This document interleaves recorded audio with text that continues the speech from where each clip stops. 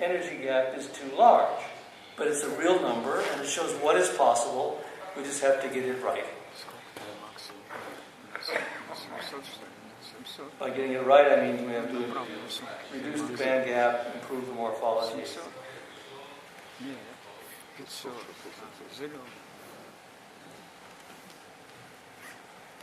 So these are my three parameters. I have to optimize the short circuit current.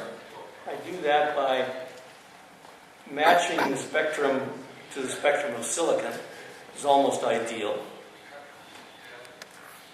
I have to have good charge transfer and charge separation in mobile carriers. That we've seen we can already accomplish.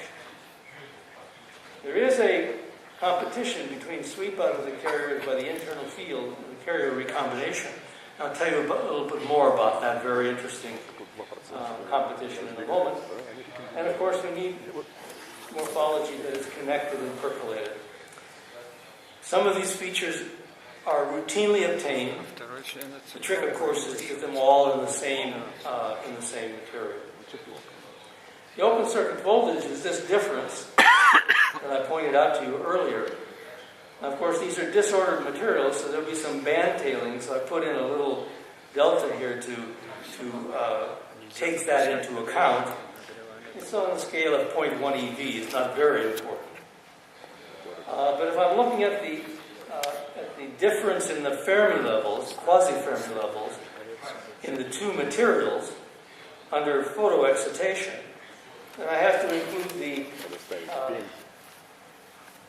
temperature dependence of the Fermi. That's what I've done here.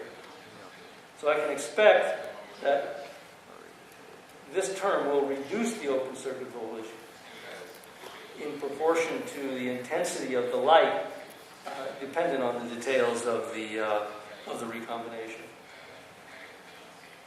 And finally, I have to try to make the fill factor large, so that I get the best use of the open circuit voltage in the short circuit current. If we look at this in detail, we see that the total current is, of course, the sum of the dark current and the photocurrent. Photocurrent is proportional to the flux of incident photons, and it's proportional to the probability of charge collection at the electrodes. Now, in a good system, that probability will be 1 minus the probability of recombination. In a good system, that might look like this. Probability of recombination would be nearly 0 at short circuit and would grow because at open circuit there is no current that can get out and everything must recombine. The probability of recombination determines the fill factor. And I'll show you that in great detail in a moment.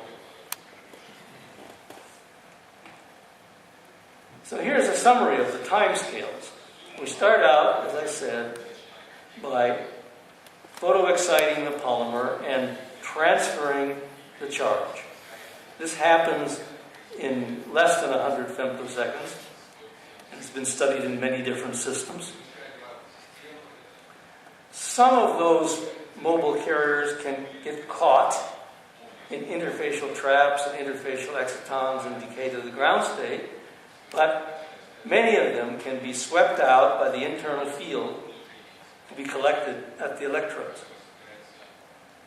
Now, the internal field is the built-in potential, which is this difference between the LUMO of the fullerene and the HOMO of the polymer, minus the external field.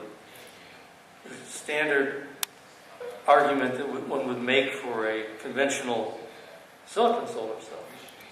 And the time scale for the sweep out by that field is the thickness over the mobility times the velocity, the thickness over the velocity. If you work that out, it's d squared over 2 mu v internal, and roughly speaking, the time scale for sweep out is about 1/10 of a microsecond.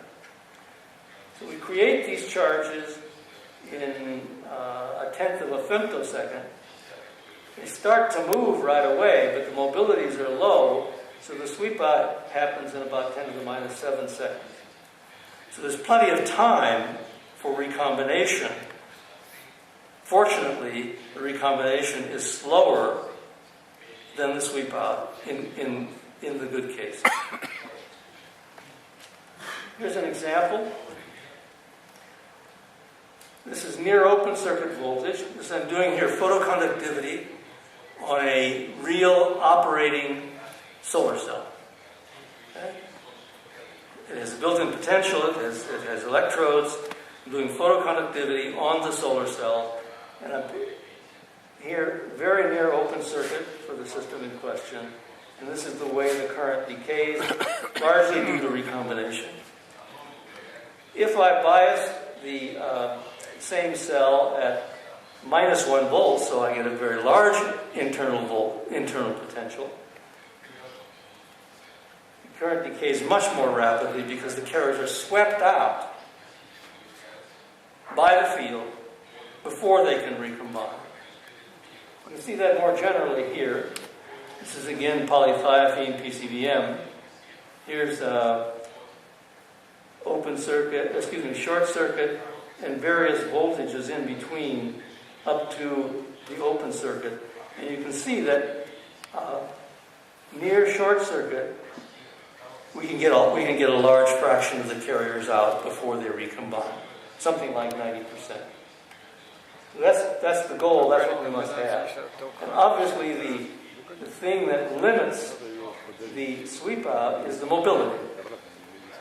You need high enough mobility to be able to sweep the carriers out. Because I made a mistake here, this should have any 2 mu mobility times the internal voltage. The mobilities are not very high, but for 100 nanometer thick film, mobility of 10 to the minus 2 is sufficient to get all the carriers out in the fraction of a microsecond, and that's sufficient to give high efficiency. All right, now let's look at the fill factor itself and the recombination. Here's a series of IV curves at different intensities. This is a very low light intensity and higher and higher and higher and higher. So what I want to do is subtract off the dark current, normalize to the intensity, and see to what extent I get a universal curve. And the answer is that I do. All these curves collapse to this curve, which is the one I showed you earlier, and indeed, the recombination is nearly zero at short circuit, grows as you increase the voltage, and then finally, nonlinearities begin to show up near open circuit voltage.